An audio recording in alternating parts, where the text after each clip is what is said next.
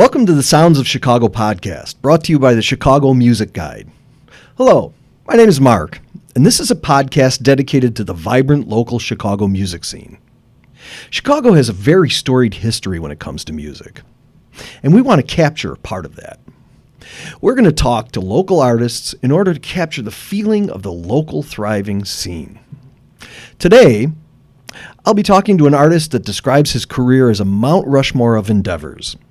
Musician, comedian, broadcaster, podcaster, and actor, and a man with a self-described Creedence problem. Dan McGuinness. Good to have you, Dan. Hi, Mark. How you doing? Did I say that? You did say that to me once. Did. Yeah. I kind of do. Yeah.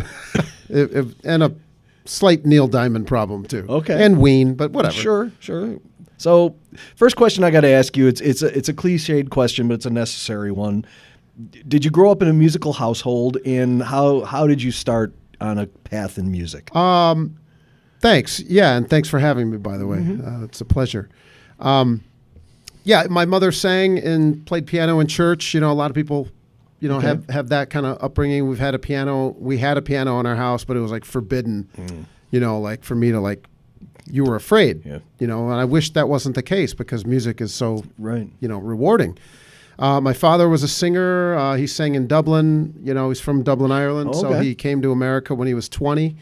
And I have all these pictures of him throughout the years singing. It's not just a coincidence that he was just singing, at a friend's wedding, hey, get up here and sing. He sang with bands and stuff. Oh, it was a career for him then. I mean, maybe. I don't know. Part-time? I've actually never really had the conversation with him to be like, is this what you wanted to do? And then my parents met and they just started child after child after child after child. I'm the youngest of 7. Wow. But I'm the only performer in my family, or a musician at least. My brother is creative, doing stuff like that. But it was nice growing up in the house. So I would hear my mom singing in the house, preparing for church stuff. My dad always sang at family parties. But it wasn't encouraged. When I became, I was very late, and I was 18 years old when I first started playing guitar, and 19, I think, when I went to an open mic for the first time. So typically you would start a lot sooner. Yeah, I started playing guitar when I was 13. Okay, that's the typical age, kind of coming into your own. I'm a late bloomer, so I was just what do I want to do with life? You became a legal adult at 18, and I was like, let's change it up now. Let's start this other career. So I think they were just kind of like, do you know, what? I don't think you know what you're getting yourself into here. And I really didn't. Did they have an idea of a career path for you? Of your parents? Yeah, my parents, they were bringing home applications. What did they want you to do? My sisters at the time worked for Southwest Airlines at Midway Airport. Yeah. They forced me to get a job with Southwest Airlines. Okay. I was a diesel mechanic for a long time. Not a long time, but I mean long enough. Too long. So you're out there in the tarmac working on the jets? I was loading planes for Southwest Airlines. Okay. Seriously, singing to myself and hoping that there's something better out there. No offense to Southwest Airlines. No. They're a proud sponsor, so Yeah, or Eddie. I mean, I've had jobs in every industry. Okay. Food, working on cars, travel. I was a housekeeper for a long time. Okay. I mean, literally did data entry. I worked, I wore this goofy thing downtown. Hello, I'm reporting for duty. Yes. And none of it was for me. Okay. So struggling was for me. All right. So at 19, you did your first open mic. Yeah. So what was your thinking going into that? My good friend, Rick Lesak, we grew up down the street from each other. Him and his brother were always in bands together. All right. And I was their roadie.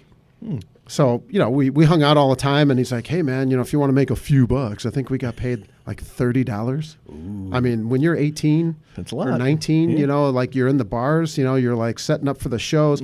I ran lights for the band, and his brother Rob was the lead singer, and he would call me up every now and then. We would do a John Fogerty song, Blue Boy. The band had learned it, and they would call me up to sing it. And I was learning everything, thankfully, as a roadie. You're there at 2 p.m. setting everything up. And then you're there till 2 or 3 in the morning. Right, it's a long day. Breaking it down. It sucked. Yeah. But I'm glad I learned that grind before becoming a singer, because guess what? singing is a lot more fun. Yeah. And it didn't discourage you, at least, from it didn't discourage being me. in that type of environment and that type of scene. Right. too. Like, I'm glad I learned how to properly wrap cables. Yeah. You know, That's a good skill to have. That's why we don't want anybody helping us at the end of the night. I get yelled at by my friends all the time. You're doing it wrong. You're doing it wrong. I got my It's style. like, I've got my way. Please get out of the way. Right. I can be wrapped up and out of here in 4 minutes. It's like, I don't even want you helping me carry it to the car. Right. That kind of thing. So getting up and singing with them, and then Rick was very encouraging. And he's like, all right, we would jam in his basement, and I'd sing in the car. I'd been singing for a couple of years, at least at that time. I had a jaw surgery right after high school, where I was singing kind of during high school. Right. But I was going to have like this really bad underbite down the road. So I had this surgery in my jaw, and my head was swollen, and I couldn't talk or sing. I kind of had to relearn how to sing. Okay. And, you know, knock on wood, maybe that was the best thing for me, because I have a different style or technique now because of it, because my jaw, bone structure, whatever. Oh, that's so that all developed. Rick's like, all right, you're ready. You know, and he dragged me out to an open mic in Homewood, Illinois. Yeah. On Dixie Highway. And every Wednesday, the place was called the Extreme Bean. And we went every Wednesday for a year. Wow. Never missed one. You couldn't miss one. Right. It was like if you missed Saturday Night Live, you had no one would talk to you at the lunch table on Monday. Right, because you had no frame of reference. Right. So the open mic was just like, and I started to get bit by the bug. And I was like nervous as hell, couldn't look anybody in the eye, got up and sang a few songs, started writing songs. Right. And just kind of went. Yeah. Do you remember what songs you played at the first one? Yeah. Well, one of them I can't repeat. Rick and I had written some songs together. Okay. It was like, yeah. So you played original songs at the bad. open mic first. Yeah, and then I did. I think I did a cover of John Fogerty's "The Old Man Down the Road," Okay. and we did "Down in the Corner" from Creedence. And Rick played guitar with me. Oh, that's cool. Yeah. And now, did you guys have a band together then, or We had a duo called the Parker Brothers. 'Cause Okay. we grew up in Palos Park. Oh, okay. Yeah. Nothing to do with the Pens. No. Okay. No. That would be good sponsorship to have that, right? Yeah. So, did you eventually get into a band, or was it just always doing solo stuff? I kind of figured out very early on the fastest track for me to I want to be a full-time performer was to be a solo act, because I knew trying to coordinate guys' schedules, and we did jam, and there was a couple guys that would come over and we'd play in the basement, but we never booked gigs as a band. I just started playing solo gigs at coffee shops or a bar or whatever. I mean, I wasn't 21 yet, but Right. I moved to Arizona when I was 20. Okay. And when I was 21, I moved up to Sedona, Arizona, and started playing little gigs there. Okay. And I had a job. I was running a housekeeping company for my parents and cleaning rooms during the day, but singing and writing at night. I mean, it was quite nice, actually. And then I started playing. It wasn't until I moved back to Chicago in 2005, magical year that was. Yeah, sure was. Go White Sox. Yeah, magical for me too. Yeah. In 2005, I moved back to Chicago, and I said, look, you know what? My mom actually, I credit her for this, because they got out of the cleaning business Okay. and retired just completely. So you were out of a job then. I got laid off Yeah. by my mom. And it sunk into me. I'm like, if my mom can lay me off, and I know why she did. Right. She laid everybody off. Anybody can lay you off if your own mother can. And I use that as a kick in the ass. And I said, if I'm going to struggle, I'm going to struggle my way. And I've been doing music full time ever since. Oh, excellent. Oddly enough, in March of 2005, I was laid off from my IT gig. And that kind of pushed me into a direction to do something. I mean, it's a blessing in disguise. Yeah. You It could be a lot worse. right, exactly. I mean, I'm glad things went that way and not the other, where you're doing music of what you love full time, and then you give it up to go into a career that you don't Right. like. I enjoyed housekeeping. I don't bring my work home with me all the time. Right. Got to wipe your shoes off at the door, right? No. So I was going to ask you, you did move out west. Now, was that for work or for music? I mean, I didn't know. I was 20. Our childhood home sold. My mom and dad said, everybody out. We're going to Arizona. Oh, okay. And so I stayed in Illinois for a little while and working, doing this, doing that. I was working as a bank teller. Add that to the list of, not for you, pal. And I just said, screw it. I'm going to go try Arizona. And I moved into Tempe. My brother and several friends were all roommates going to ASU. All right. But I transferred to a bank in Scottsdale. Okay. Again, like you're a bank teller, not a CEO, Right. not a VP, Right. a bank teller. Well, transfers to another bank. right. Everybody above teller gets VP put on their business card for some reason. And I had an epiphany. I was working the drive-through at this bank in Scottsdale, and listening to the "You've Got Mail" soundtrack. Okay. Because I love me a good romantic comedy every now and then. And people were driving through the drive-through in their golf carts. Ooh. And I was getting yelled at by an elderly person because the golf cart wasn't heavy enough to ring the bell. So I was just like sitting there reading something. Didn't see him. I got yelled at because I was a lazy employee. And I was like, it's time to get out of banking. Yeah. So, okay. So 2005, you're back in Chicago and pursuing the music career. What were you doing there? It was just coffee shops and bars again, or? Yeah, there was like Irish pubs were very easy to get gigs at with my last name, so that was kind of nice. People were always like, "Oh, you should go play here." So I went after everything. I see, you're out there playing anywhere and everywhere, and that's what you got to do. Mm-hmm. Yeah, Fraser said, "Don't say no until you can't say yes." I mean, it's a good problem to have when you have to start turning things down, and that's what you want to. That's the goal. Okay, and so you built up a repertoire of songs and material. You were doing more writing, also. Yeah, and by this time, my time in Sedona, I had recorded my first album. Okay, and when I moved back to Chicago, I got my second one, finished, and currently working on my third. Okay, but also, playing a lot of other music, and I believe in playing cover songs and stuff because it's you're there to entertain the audience, and that's what they know. Okay, and that first album was Blue Diamond Revival? Yeah. Is that the one? Okay. Yeah. And I was listening through that, and can you tell me a little bit about Years Are Yesterday? Oh. Because, the photograph that's on the album cover is... a very young Dan. Yeah, but that's just such a wise song. It's like beyond the years of somebody who's maybe a 20-year-old. Oh, I thank you. Nobody's ever really asked that. I mean, it's a deep song. It's partially written about death and dreams and the unknown. I appreciate what you said because I've always kind of like, wow, how did a 20 or I think I was 19 or 20. It was one of the first songs I've written actually. Mm-hmm. And I don't play it out in public very often because it's kind of dark, right? And slow, where it's like you got a crowd of people drinking, like nobody wants to hear that. But I love playing that song in the right situation. Right. Okay. So yeah, I was kind of impressed with myself that I could come up with that. Do you remember where the inspiration came from, or? Yeah, I woke up and there was a dream about some relatives that had passed away, and a relative that had already passed away. I believe in people kind of visiting you in your dreams and stuff when you're vulnerable and calm.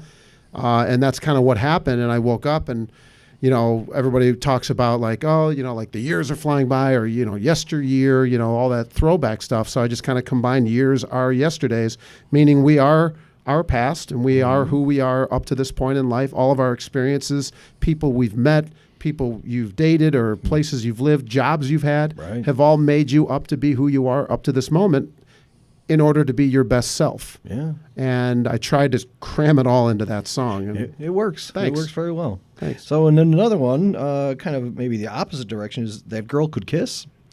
Yeah, it's kind of a crack at a country song. Okay. And I have the MO of like, I don't take myself too seriously. If you listen to some of my podcasts or listen to some of my jokes, that's kind of what's going on there. But I just was, I don't know. I was just kind of like having a laugh at myself, like where I'm like, I ended up with the song instead of the girl. Oh, okay. And That Girl Could Kiss was initially written about, I went on a date with a girl that was from Orange, California. She was also a bank teller at my bank. Never ask out the bank teller at your bank because she looks at the screen and goes, well, looks like I'm paying for dinner. Oh, man. Yeah. But at the end of the date, we went to a movie and she's like, hey, she gave me a peck on the cheek and said, I'm moving back to California. So I wrote That Girl Could Kiss because she kissed me goodbye. Wow. So. Okay, so then the next one was Listen to the Night? The album was, but there's a song on the first album called Listen to the Night. Okay. But I named the EP, the second album, Listen to the Night. My friend Alyssa is a brilliant graphic designer, and Right. she does a lot of my work. And so she came up with this Listen to the Night concept and cover album. And I was like, oh, that's awesome. I'm going to name the album that. Right. So, yeah, it was cool. Yeah, the cover's very cool. So, but the Thanks. songs on there, I was trying to think of a word, and the word that kept coming to mind as I was listening through them was wistfulness. It's deceptive because if you listen to it once and not really pay too close attention, you're like, oh, these are really down and dark songs. Once you listen to the words, though, they're sort of kind of romantic and wistful and a little hopeful too. Yeah, a lot of my writing is actually, there's a heavy Creedence influence, obviously, but John Denver and Right. Neil Diamond. I love John, and sadly, I wrote "Listen to the Night" right around the time that John Denver died, and that was kind of like my tribute to him because it's a finger picking, it's a Right. love ballad. I got the concept of the name from this couple that I worked with at the time at Office Max. Okay. Another that's putting retail in my checkered box. Real quick, this guy Brian took his girlfriend Karen on this date. They drove out to the country, whatever, rolled the windows down. She was a little worried, like, what are we doing here? But she was so in love with him and just like hanging on his words. He rolled the windows down. You could hear the chirping of the crickets and the breeze.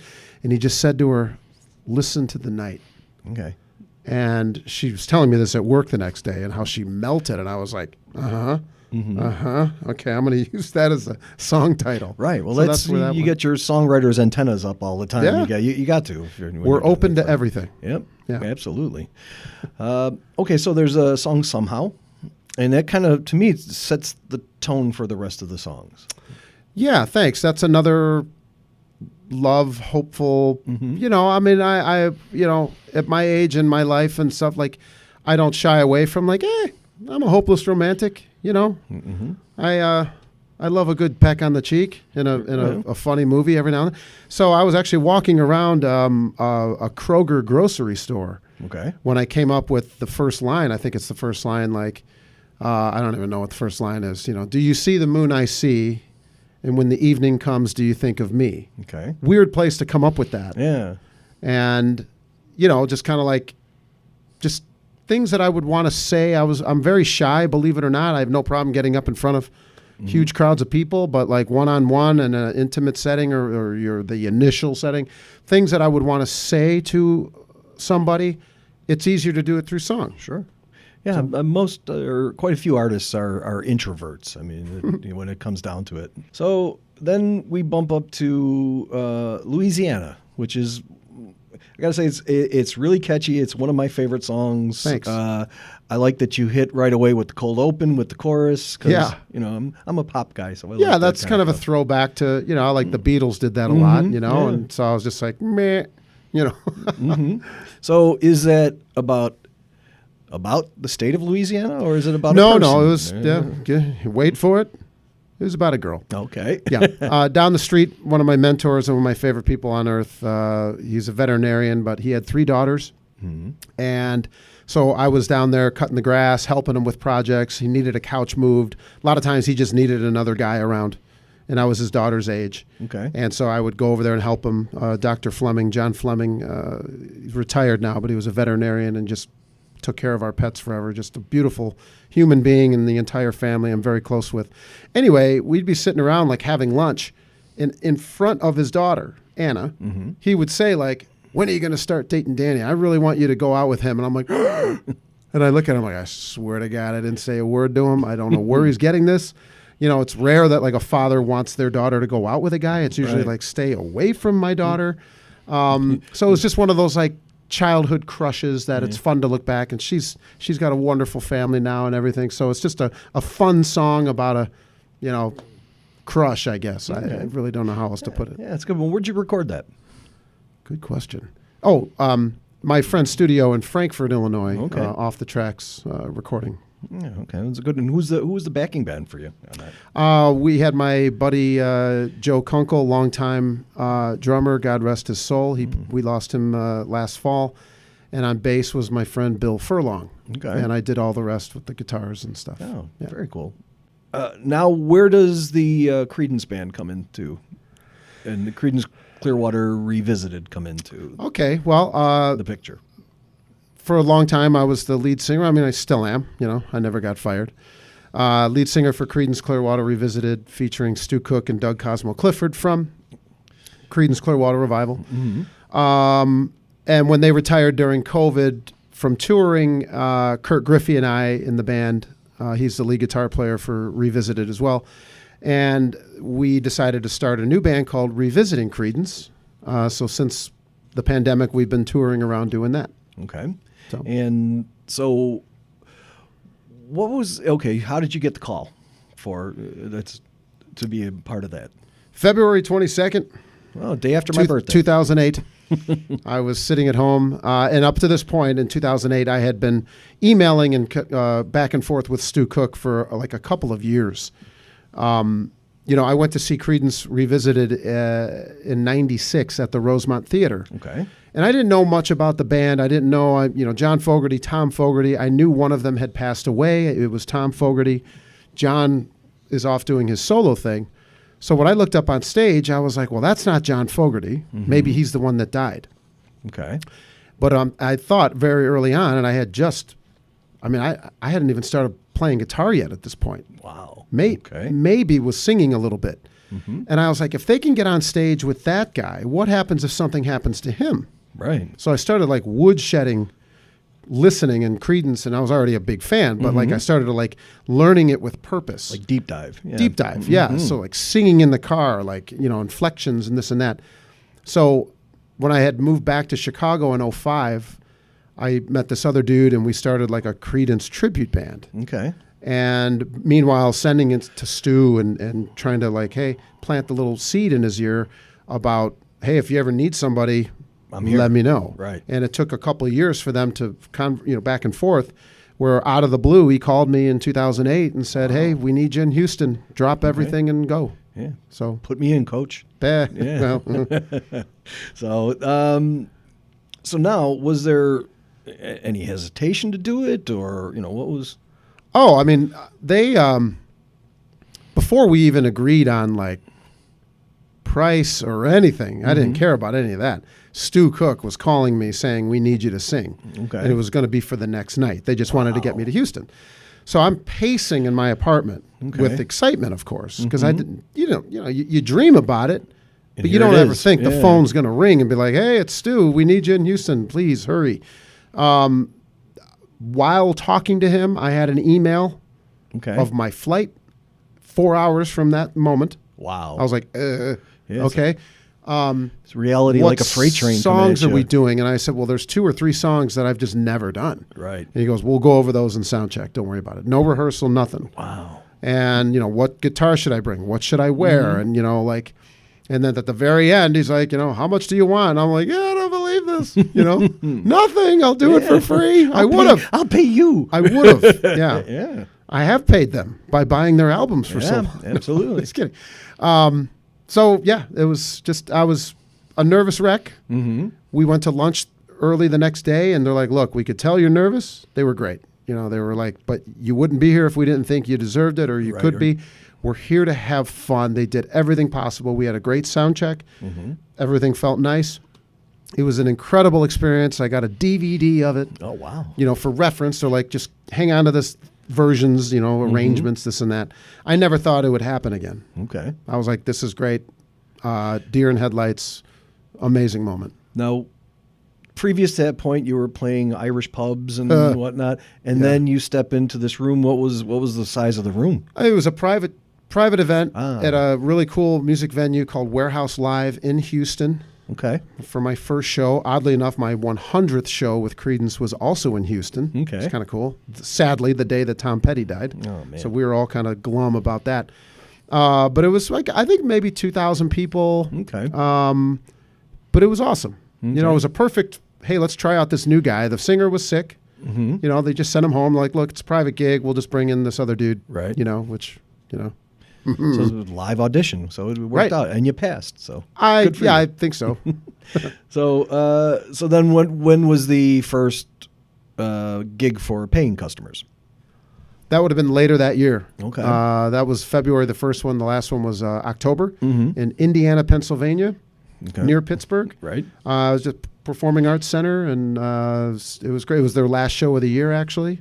So it was like the first public show. Of course, I'm not the guy in the pictures. I'm not the guy in the videos. But it was just kind of like, not like a sweep under the rug, but like, let's just do the show and whatever, damage control. So Okay. And the next time they toured, you were the full-time guy, or? No, so that was 2008. I didn't take over full-time until the beginning of 2016. Okay. The previous singer had a major heart whatever. Surgery or something? Yeah, something happened, and he wasn't letting anybody in on what happened to him exactly. So I was in Europe at the time on vacation, and they're calling me saying, hey, when you get back, we need you for January. And I was like, oh, gosh. I mean, normally I had no notice before. Right. I did 8 or 9 shows in 8 years subbing with 0 notice. Okay. This time they're like giving me like 2 weeks notice, like, hey, when you get back, we need you. Oh, we're going to need you for February. And I'm like, oh, what's going on here? Nobody knew. Right. And that was in 2016. And eventually they're like, look, just plan on doing the whole year.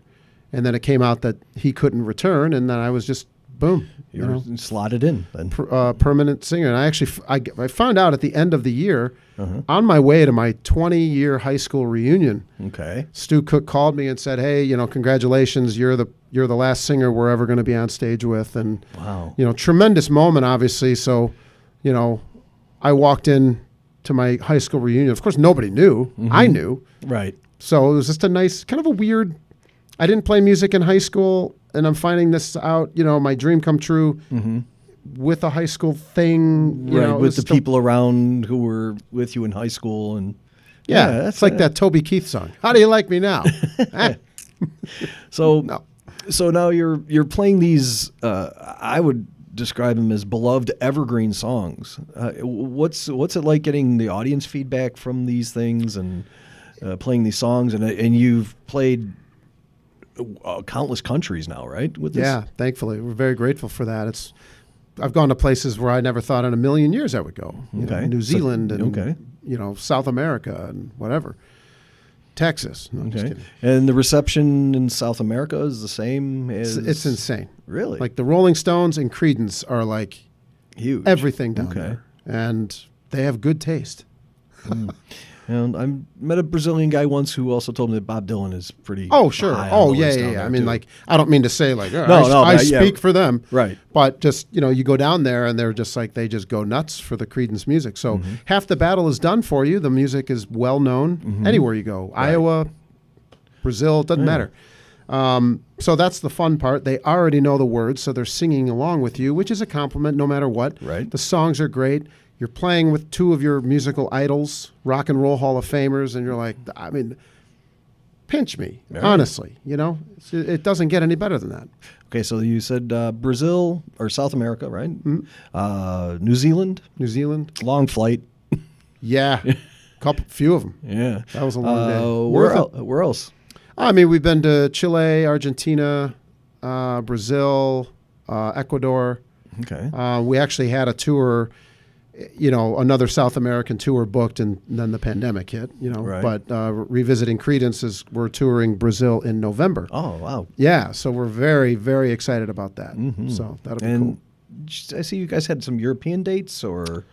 I did solo. I did Portugal and Spain last year. Okay.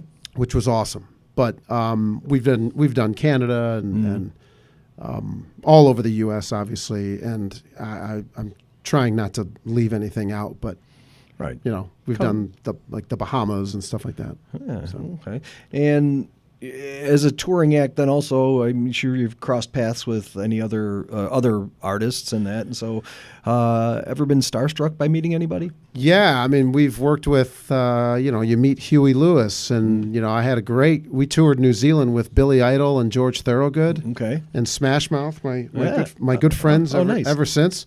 We hit it off in New Zealand, and Anastasia was there as well. I had great conversations with George Thorogood, and Billy Idol was really cool. And, so like, there's a few every now and then where you're like, growing up on the South Side, we've worked with REO Speedwagon on a cruise. And I'm like, I really wanted to meet Kevin Cronin, and he was a great, great guy, great band. We had he grew up in Oak Lawn. So like, it's just having the South Side connection. I said, man, you're like our hero. Because you got out. Yeah, exactly. He kind of taught us, like, hey, if you follow your dreams, you can get out. Yeah, if you can. And, okay, so then it was Kevin Cronin from REO and George Thorogood. I was told to ask you also about Michael McDonald. Michael McDonald. Yeah. Yeah, we played a gig in Cleveland with Michael McDonald, the Spinners, Donnie Iris. Wow. Big. It was like my first arena show. All right. And you're in LeBron's house, you know, so you're like in this, you know, the visiting basketball team's locker room, which was still like awesome. And we're out there on stage jamming, and there to the right there's Michael McDonald. You know, I met him in the hallway, and a good friend of mine in St. Louis, this is where Michael's from. They went to high school together. So I said, Michael, you know, Fran so-and-so says hi. And he's like, oh my God, you know, Michael McDonald was just a really sweet, gentle, obviously great performer. And Huey Lewis too was a great, you know, he loves baseball. You know, right. You know, you meet Huey Lewis. It's like you grew up on Back to the Future and stuff. And like you're shaking his hand, and just an awesome regular guy. And the heart of rock and roll still beating. Oh, man. Yeah. Okay, so met your idols, and also now you parlayed some of your stuff that you do into doing podcasts and interviews. Well, what came first, the interview stuff, or you also did play-by-play for sports? Or The egg came first. Oh, okay. From the chicken. Of course. Yeah.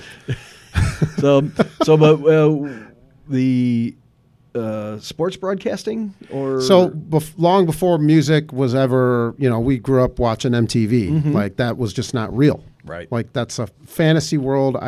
I'll never be a part of that. Here we are. I've always wanted to be a baseball announcer. Okay. Play-by-play announcer. And so when I moved to Sedona when I was 21 in 2000, the local radio station was in need of a weekend DJ. Okay. And a friend of my parents said, hey, my son just moved here. And she goes, oh, go in and see Brad Miller at KAZM Radio. And I went down there, and I'm like, I hear you guys need a DJ. And they're like, do you have any experience? And I'm like, no. But I'm a musician, so I'm kind of technical. And they're like, oh, well, we could teach you how to read the weather. Okay. You know, and they did.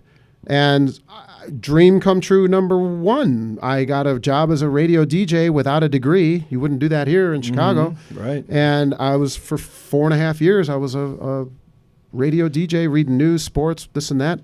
Moved back to Chicago, continued working in radio, started doing a podcast. Okay. And I've also worked as a baseball and hockey stadium announcer. Oh, very for Joliet Jackhammers. Okay. I was a PA announcer.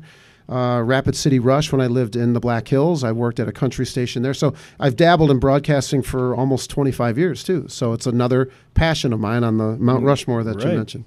So a couple of sports guys that I know, you've interviewed Randy Johnson. Yeah, and I'm friends with Randy. Oh. He's just a great guy, and okay, you know, when I've been to Arizona, we try to meet up, and you know, if he's busy, which he always is, but he's a brilliant photographer now. Okay. So I interviewed him on the podcast during the pandemic, and I'm like, let's talk about your photography, because that's like his passion. It always has been. If you look at his page, I don't have his handle offhand, but if you find him on Instagram, he's all over the world. But he was also like a concert photographer, because he played for the Seattle Mariners. True. As that grunge era was up and coming. Yeah, sure. So he has all these great pictures of Chris Cornell and Nirvana, and it's insane. Pearl Jam. And Randy's doing great as a photographer, and he's just a great guy. Yeah. And we met at a show. He was shooting, you asked about other artists. Right. We were doing a show with Three Dog Night in Arizona.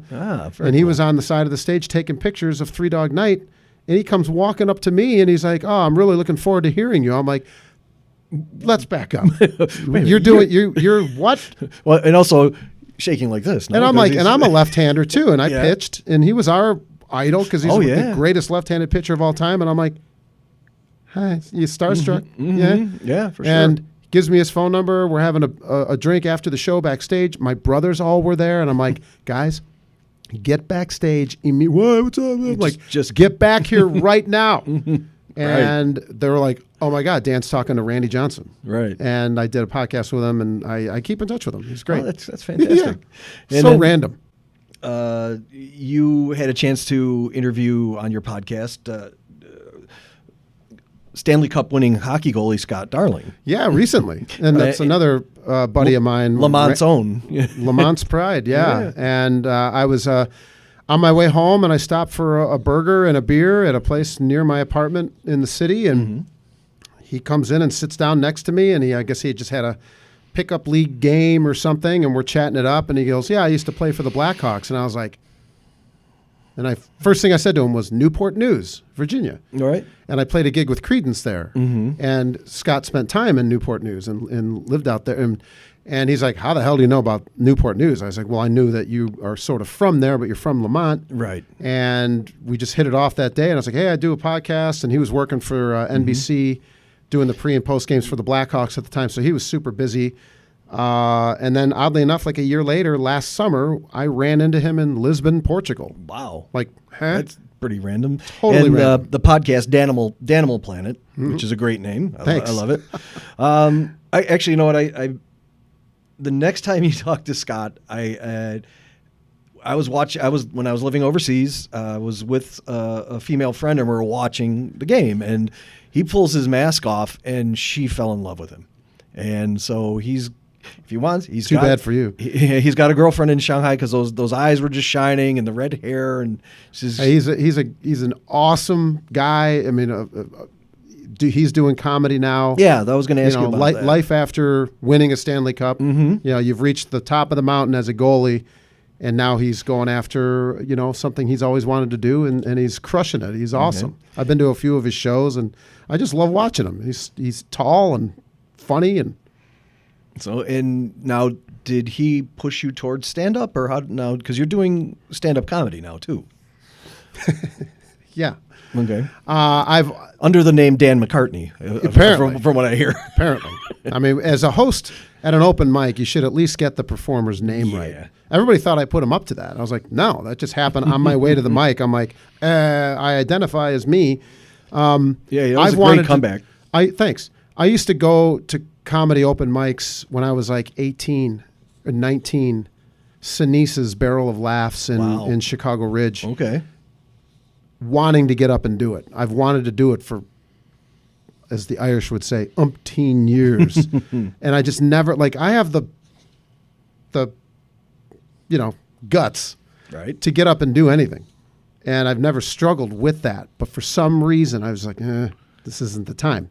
Okay. I idolized Jim Carrey's, portrayal of Andy Kaufman. Yeah, that was really great. Man on the Moon, but Andy Kaufman was just a brilliant performer. So I'm like, I've always been inspired by Andy Kaufman and Jim Carrey, of course.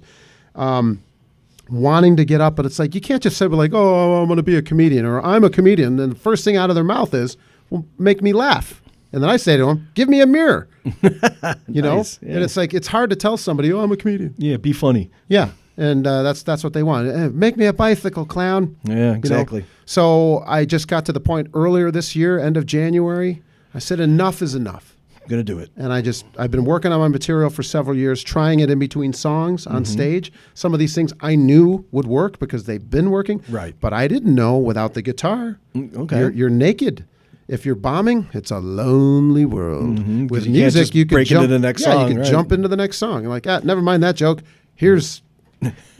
So now is the stand-up assisting your stage patter now too?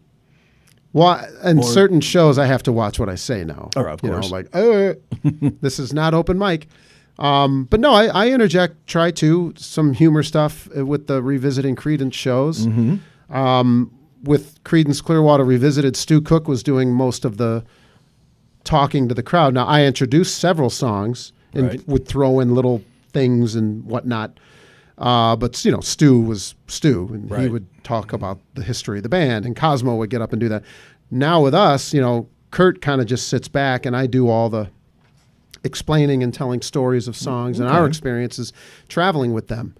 But I try to, obviously keep things separately. I don't, on stage with Revisiting Creedence, I don't go, hey, check out my comedy. I want us to get more shows. Right. So, when I've seen you do your solo shows, you break into the Cars for Kids song. Yes, I do. Why? Where did that come from? That's kind of the Andy Kaufman flipping of the mini wheat. Okay. You know, like I'm, you know, kind of agitating the crowd, but also like being silly because everybody knows that song. Oh, yeah. Some people boo, some people clap. Last night, they were singing along. I was like, oh, so you like it now? Oh, you guys get it. Okay, you understand. Don't poke the bear. It's just something silly, you know, I realized, and I followed up with like, that's going to be stuck in your head all night. Oh, so yeah. just kind of razzle the crowd a little bit. So yeah, it's a definite earworm. I'm a punk. Yeah. And it's a perfect earworm to play for people too. So now, what's your favorite venue to play in Chicago? Well, if I'm doing the solo, like original music thing, I've played at Uncommon Ground for many years. I recorded a show and released it on YouTube. And I plan to release the audio on Spotify at some point as a live album. Okay. I just love that room so much. That was in August of 2019. All right. In the before time. In the before time, yes. So long ago. So like doing originals, because it's a listening room, you know, you're more invested creatively to, you know, explain a song like Years Are Yesterdays in a room where they're listening and they're not just, you know, table chatter at a bar, you know. There's other venues I play at Boat Drinks, you know, every Wednesday. It's just a fun, outdoor, lively atmosphere. There's constant different people. I mean, I could probably get away with playing 10 songs. Right. Because it's just a different It's a crowd turnover all the time. But I wouldn't do that to the staff. Right. But my friend's place called The Studio, Laura's in Lockport. That's she's a musician as well, and she's just so welcoming and wonderful as a person, and I just love playing there. Foxes in Oak Lawn have been so good to me. I've been there 20 years. They have been so good to me, and I'll play there forever. You know, places like that. You know, they're small mom and pop joints. You know, I've played Carol's Pub in the North Side. I mean, that's a legendary place. You love doing those. Right. So, to name a few. Yeah. So, I mean, I like the places, especially like the Studio, where it's owned by a musician. They get what you're trying to do. Yep. They don't mind if you kind of throw a couple curveballs of songs in there. You're not just trying to play all the hits for people. Actually, it was one night I was playing there a couple years ago. I mean, maybe a year and a half, whatever it was, where I did my kind of stand-up routine, intentionally, but with the guitars and stuff, right? And it still took me over a year to get on stage as a comic, but I did it at the Studio because it's a nice proper stage with lights and a great sound system and the audience and everything. And I just kind of made a point to myself, like, let's do like a dry run here, you know. And it inspired me for, obviously it took a while. But, you know, summer got busy with the band and everything. And then winter came along. But so I do credit that night playing at the Studio. Very cool. Well, I think she does comedy nights too, doesn't she? She does. Okay. I haven't gone to one yet, but I will. It's on the horizon. So, but having played in Chicago for quite a few years now, do you see any changes from when, let's say, even 10 years ago? From playing today? Because I mean, I see some because I was gone for a while. Well, the one change that hasn't taken place is the pay. But yeah, I mean, you know, musical styles have changed. You know, you were away for a long time, so you come back and you're like, whoa. Yeah. There's fewer places. True. You know, because of the pandemic and everything. But and I've never really considered Chicago a great place for me as a musician. I mean, there's talent and, you know what I mean? There's so many places to play, but as far as like styles, it all depends on where you play. That's why I say Uncommon Ground, because like I can do my thing in there, but like the next day they could have a rapper in there or whatever. I don't know if they do that. So when I lived in the Black Hills, any country song or, you know, Creedence song or Neil Diamond song, everything I played, they loved it. Right. In Chicago, you can't just start playing Waylon Jennings in a bar full of 22-year-olds unless it's a country style bar. So it's like you kind of have to pick and choose. You know, that's why like Boat Drinks is great, because it's like it's just all walks of life coming by, and it doesn't really matter what song you're playing. So I've noticed some changes, but yeah, it's hard to put my finger on it actually. Yeah, it's really strange. I mean, I went to go see the Simple Remedy once, and there was a room full of early 20-somethings, and they started playing, I think, the Authority song by John Cougar, and they all started jumping up and down and screaming and going like, how do you know this song? Right. You know, where did this come from? How do you know this? It was, I mean, I remember playing it when it was new, you know, so it's like, how do you know this a great 40-year-old's? Yeah. Yeah. This 40-year-old tune. Right. But I mean, you know, they raided their parents' vinyl closet. Maybe. You know, I mean, who knows? You know, I say before I go, hey, this song, your grandparents loved this song. And then sometimes they know it too. So you just never know. That's why you got to do what you love to do. Do it for yourself, inspire yourself, and maybe they'll enjoy it too. Yeah. Well, some of the other bands I've seen you cover have been Neil Diamond, of course. And so you have a professed love of Neil Diamond. Absolutely. We grew up on Neil Diamond. Okay. Yeah. And love it. What do you like about Neil Diamond's writing, his singing, He's just, I mean, he figured it out. Like the songs that he wrote and sang in his late teens. I think he was 16 or 17 when he wrote Cherry Cherry, maybe a little bit older. Like, imagine your first hit being Cherry Cherry. Yeah. Okay. He figured out like singing songs, he'll be able to sing that forever. You know, he's not going to lose range or whatever. Right. He just wrote these songs. I mean, there's just so many. I credit Neil Diamond as well. He had a song called Do It. Do it, but your soul still burns. Like basically like regret. And that led me into writing my song Glendale Moon. Okay. Because it was like me getting over that hump of like, oh, you know, I can't, how do I say this? How do I tell a girl that I like her? And it was like kind of Neil Diamond got me over that hump of like, no, just put it in a song and then it'll be therapy for you. Sure. And so Neil Diamond was always playing in the house growing up. We'd have friends come over, relatives, and my parents, you know, they're doing, having drink or they're smoking in the kitchen, and just Neil Diamond was always playing in the background. So I just started learning some of his songs first. Okay. Yeah. And another band I've seen you cover, a band that I really love, Cracker. Yeah. Okay. Friends with them too. Johnny Hickman especially. Nice. The lead guitar player. His sister and I were in a band together in Sedona. Oh. And when I met Kara, she was like, yeah, my brother Johnny's the lead guitarist in Cracker. I was like, what? I'm like, I love them. Yeah. So, I'm in touch with Johnny every now and then. He's awesome. If I would to pick a theme song for myself, it would be Teen Angst. That's great. Because it's just the message that it gives, it's still very, very relevant. Very relevant. And like if you listen to their recordings, whoever engineered those records was great. Right. The snare is popping and you hear every little, you know, right. And it's instrument. Not of the era. It's like it's got that feeling of, okay, it's going to be around for a while. It's just good rock and roll. Yeah. Yeah. Johnny's guitar playing is just, you could isolate his guitar tracks and just be like, oh, this is so great. He plays guitar stuff that you sing the melody of the guitar. It's fantastic. Yeah, very cool. Yeah. And the other one I got to ask you about is Ween. Ween. Yeah. Love Ween. I always say they're not for everyone, but they have something for everyone. And they really do. They'll mimic bands, like they'll do a Tin Lizzy type song, Gabrielle. Right. You know, they'll go after, you know, they'll mock people. They just give zero you-know-whats. Yeah. And that's why they're fun, and their songs are so fun to play.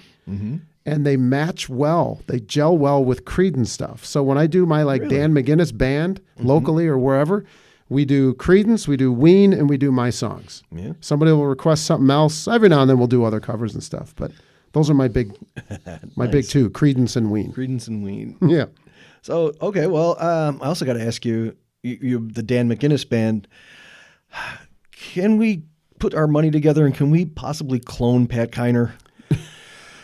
Not just two. We need need about a half dozen of them. We need 3 or 4 of them. Right. So he can still keep his job in Oak Lawn. Well, I don't think does he want to keep his job in Oak Lawn? No. He seems happy. You know, Pat is world-class musician. He's amazing. You know, he's so talented, and I really don't know how he does what he does because, you know, he works full-time doing what he does, and then he's always got a smile on his face. He's a total pro. He never, ever complains. And he'll walk through 7 brick walls and not bat an eye for it. And we're related, you know, we're cousins, and we didn't meet until like 2004. Wow. Yeah, it's weird. We met on stage at Fox's. That's strange. And we've been, you know, best pals and musician pals ever since. And he's just a great dude. So yeah, I mean, everybody in the city wants him. He does a lot of gigs as like pedal steel, mandolin, but like a lot of people are like, he's one of the best electric lead guitar players in the city. Right. And He's I see phenomenal. him mostly playing mandolin and pedals. Yeah, and he's great at that. Right. We do a lot of duo gigs that way, but I mean, to see him on stage like we do with the Dan McGuinness band, the way he just, I just do his thing, and then he'll just look up at me and just give me a wink or whatever. I'm like, oh, you're done soloing. Right. It's like, this is your time now. He's great. And I wish more people knew about him. Yeah. Or maybe not, because he wouldn't be available. Less available. Yeah. Right. So I had the extreme pleasure of playing with him at that Porch Fest. That was fun. I'm glad I could could come and see that. It was. Wish I could do it more. And Mark, we think the world of you too. Oh, well, I mean it. Yeah, we really do. Pat speaks very highly of you, and I'm glad we got introduced. Yeah, so. same. Yeah. All right, so I got one more question. We all have guilty pleasures, but I don't like the word guilty pleasure because it means that you're kind of ashamed of something. Yeah, you it's like. got a negative connotation to it, and it really shouldn't. But I know what you mean. I mean, I've kind of been not half joking, but half not telling people I'm kind of turning into a Swiftie. Because I listened, I didn't know a thing about Taylor Swift at all. So I was like, okay, let me listen to the 1989 album that seems to be everybody's favorites. And I'm like, yeah, this is really good. You can't argue with her right extreme talent, and she's a wonderful inspiration to young ladies, Yeah. which is wonderful. Right. You respect that she's one of those artists where you never hear anything bad about her. Right. She doesn't have any throwing of the cameras out of the face and the paparazzi. I mean, imagine being like Elvis Presley. Right. You can't go anywhere. She can't just throw on a hoodie and go to CVS Right. for a Red Bull and a curls or whatever. Right. And a bag of Cheetos. No, I mean, how much of a regular life does she have? None. It's gone. It's gone, but like she still motors on as a true pro and as an inspiration. I haven't gotten much into her music. It's been hard to avoid it. Right. But from afar, I'm just like, she's a machine and go girl. Yeah. You go girl. Yeah. Well, I was trying to describe it to some friends of mine saying that I like ABBA. And ABBA's, amazing songs. I've amazing been to Sweden. Okay. They love ABBA too. Yeah. Yeah. But Sweden's another one. Oh man. All right. Yeah, I'd love to go live It's there. kind of like Taylor Swift is like, she's like ABBA. And it's just, they're well-crafted, well-made pop songs that, 20, 30 years from now, we're still going to be listening to her. Yeah. And she's not going to go anywhere, not going away. Yeah, and she did different styles. I know she did the country thing, whatever. Right. There's a lot of pop stuff that I'm just like, meh, but like just as an umbrella, like you're like, she's just great. I don't know if I would drudge myself down to an arena and go through the lines and the chaos of seeing her live. But, but I'll listen to it. Yeah. So leads me to my question. What's with the Golden Girls? Oh, what's not to love about the that? Golden Girls? Tell me about it. Oh my God. I mean, that's another one. We kind of grew up with that. And of course it's in syndication, and, it's funny that it's on the Hallmark Channel. I watch the Hallmark Channel more than any channel. So unfortunately I see these, here comes the heart, all these like Christmas in love. Yeah. Like you're watching the Golden Girls laughing your butt off, and all of a sudden these like me, lovey-dovey shows come on. I'm like, the Golden Girls should not be on this channel. No. Because you're just like, click.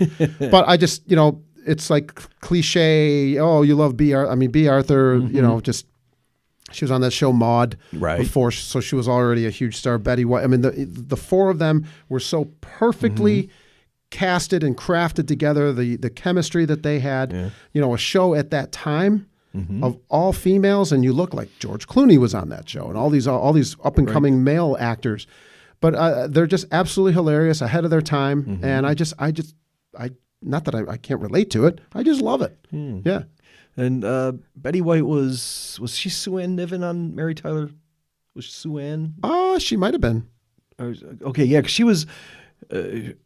I think in her role on Golden Girls was very different because the one on Mary Tyler Moore, she was a very terrible, nasty person, and she became very like the sweet character. Like in life. I mean, she lived to 99. Yeah. She should. I mean, there should be a Betty White Day. I mean, honestly. I mean, seriously, like what she has done in her career and just smiling. Just beautiful. All right, so we got a couple of rapid fire questions to kind of wrap us up here. Who's on your musical Mount Rushmore? Good one. Yeah. Wow. Four people. 4 people. Yeah. Can be any. They could be drummers, John Fogerty, Tom Fogerty, Stu Cook, and Doug Clifford. Boom. Nice. Okay, done. And the Mount Rushmore next to that one. Oh, let me change legs for this one. All right. Wow.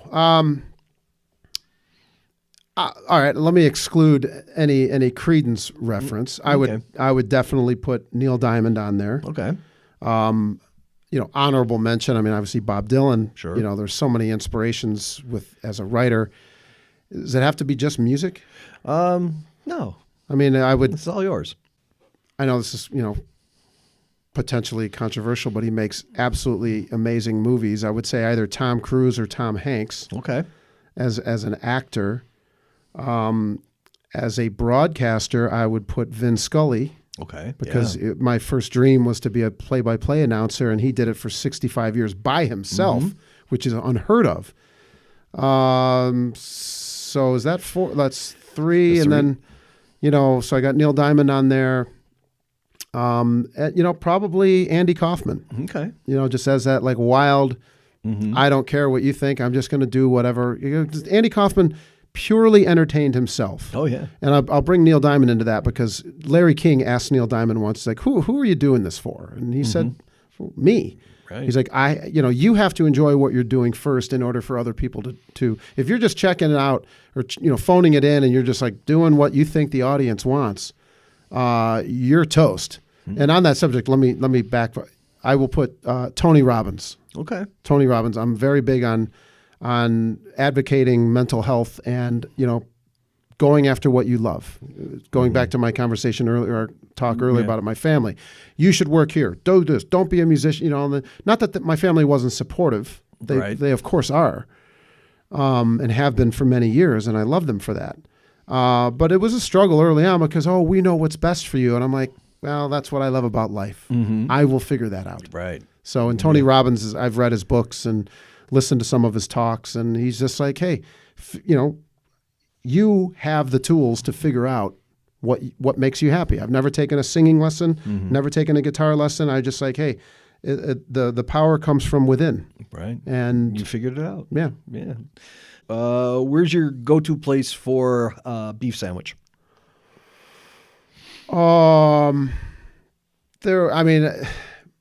Portillo's is nice, but I've always loved Mr. Beef. Yeah. That's in River North. Right. And their claim to fame is the bear now, if you've seen it. Oh, I didn't know that. Oh, yeah. I haven't. They based the TV show out of that restaurant. I did not know that. Oh, yeah. I did a radio show on Ontario Street in River North, and we would go to the Green Door Tavern, which was next door. Been there. Yeah. So I didn't know that about Mr. Beef. Portillo's is great too. But Pop's in Palos Heights. Okay. Pop's beef is I like getting the beef and cheddar with the sweet peppers. Right. So that one is very fine. Yeah, I'd go with Al's. Al's is always a good choice too. I know I don't have to ask this because I know the answer, but White Sox or Cubs?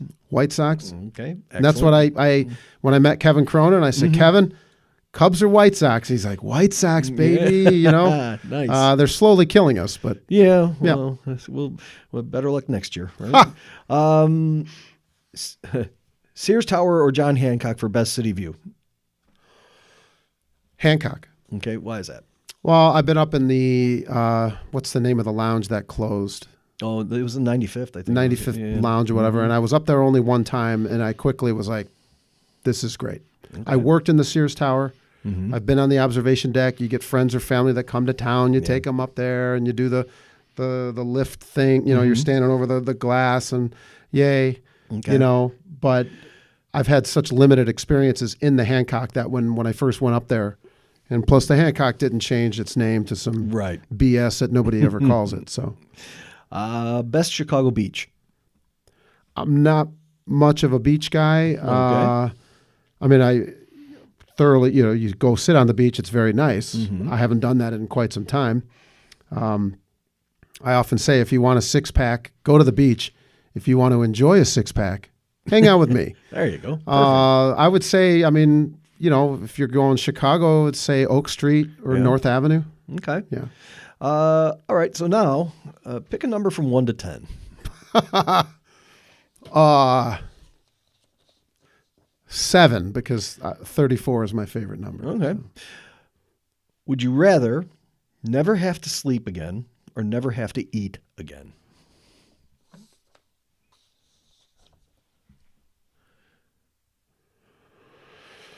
Oh, wow. Sleep. I love eating. Okay. Yeah, there's just too much good food. Sleeping is great, but you can't do cool shit when you're sleeping. Right. Yeah. Oh, okay. Well, Dan, thanks so much for hanging out with me today. Oh, my God, this was great. Thank you. Continue on your path to achieve they call it an EGOT. What's that? It's Emmy, Grammy, Oscar, and Tony. Oh, boy. Yeah. So, well, you got your Mount Rushmore of career choices, and that fits each one of them. I'm going to go look for the EGOT of sandwiches now there after you this. go. So. Excellent. Okay. And so where can we find you online and on social media? On danimalsplanet on Instagram.